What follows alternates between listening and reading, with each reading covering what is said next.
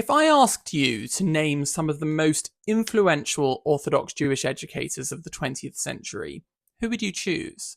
Famous rabbis, celebrated Torah scholars, perhaps the founders of especially renowned yeshivot? Well, there's someone I would say that doesn't fit into any of those categories. This is History Makers, a series where I introduce you to the people who shaped and reshaped Jewish history. Our next history maker is Sarah Schenirer, the woman whose vision transformed Orthodox Jewish education and continues to shape hundreds of thousands of Jewish lives today. For centuries, Jewish education followed a pattern that had developed naturally within deeply traditional communities. Boys usually received a formal Jewish education, studying Chumash, Mishnah, and often Gemara. Girls learned differently. Much of their Jewish education came through the home, through family life, synagogue, community, and everyday religious practice. For generations, that worked remarkably well. Then Europe changed. Governments introduced compulsory public education. Increasingly, Jewish girls spent their days in secular classrooms, learning literature, science, philosophy, history, and modern languages. Although Samson Raphael Hirsch's 1853 established Realschule provided girls with rigorous elementary and secondary school education, and thousands of girls in Russia attended female-only cheders in the 1890s, there existed no formal curriculum, tradition, or template for educating Orthodox girls, and many received very little structured Jewish education. For the first time, large numbers of young Orthodox women could engage confidently with European civilization, but struggled to understand their own religious tradition with the same depth. The problem wasn't that previous generations had failed. The problem was that the world had changed. Sarah Schenirer saw this long before most other people did. Born in Kraków in 1883, she wasn't a rabbi. She wasn't the daughter of a particularly famous rabbi. She wasn't even a teacher. She was a seamstress. Every day she stitched clothes while watching young women drift further away from Orthodox Judaism. During the First World War, Sarah spent time in Vienna, and there she encountered Rabbi Moshe Flesch, a disciple of Rabbi Samson Raphael Hirsch, whose writings argued that traditional Judaism could engage confidently with the modern world without surrendering its principles. Something clicked. Sarah realized the real problem wasn't modern education. It was that Orthodox girls weren't receiving a serious Jewish education of their own. Later, she reflected that if Jewish girls weren't taught the beauty and depth of Judaism, it shouldn't surprise anyone when they looked elsewhere for meaning. That insight changed Jewish history. In 1917, in the middle of the First World War, with the blessing of the Belzer Rebbe, Sarah opened a tiny classroom in Kraków.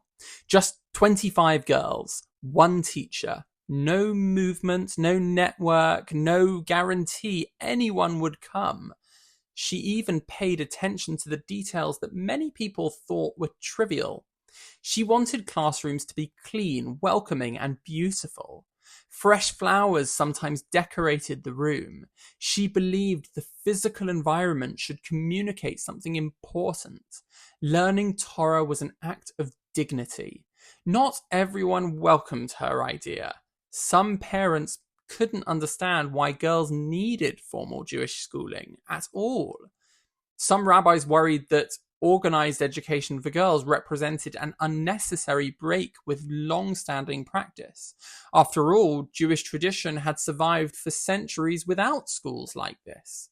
But Sarah wasn't trying to overturn tradition. She believed she was trying to save it.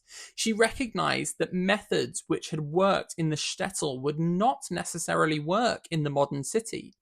Eventually, one of the most influential Hasidic leaders of the age, Rabbi Avraham Mordechai Alter, the Gera Rebbe, added to the movement his support. And that endorsement changed everything. What had begun as one woman's experiment suddenly gained legitimacy across much of the Orthodox Jewish world. The school became known as Bais Yaakov. One classroom became dozens, then hundreds. Sarah didn't simply teach, she travelled constantly. She trained teachers, she wrote textbooks, she organised youth groups, choirs, and even plays, understanding that Jewish identity wasn't formed only in lessons, but through culture, friendship, and shared experience. She wasn't just establishing new schools, she was cultivating a new generation. By the time Sarah Schenirer died in 1935, there were already hundreds of Bais Yaakov schools, educating tens of thousands of girls across Eastern Europe. Then came the Holocaust. The communities that had nurtured Bais Yaakov were almost completely destroyed. It would have been easy to imagine Sarah Schenirer life's work disappearing with them. Instead, survivors carried her vision across the world. As Orthodox communities were rebuilt in Israel, the UK, North America, South Africa, Australia, and elsewhere, Bais Yaakov schools appeared alongside them. Today, hundreds of thousands of girls receive a Jewish education through institutions that trace their origins back to the classroom of a Krakow seamstress. That's an astonishing legacy. Sarah Schenirer understood something that many people only recognized much later. Tradition isn't preserved simply by repeating yesterday's methods. Sometimes the greatest act of conservation is finding new ways to pass timeless ideas to the next generation. History isn't shaped only by the people who write books or issue great rulings. Sometimes it's shaped by someone who notices that the old way of teaching no longer matches the world children are growing up in. Sarah Schenirer didn't need to change Judaism.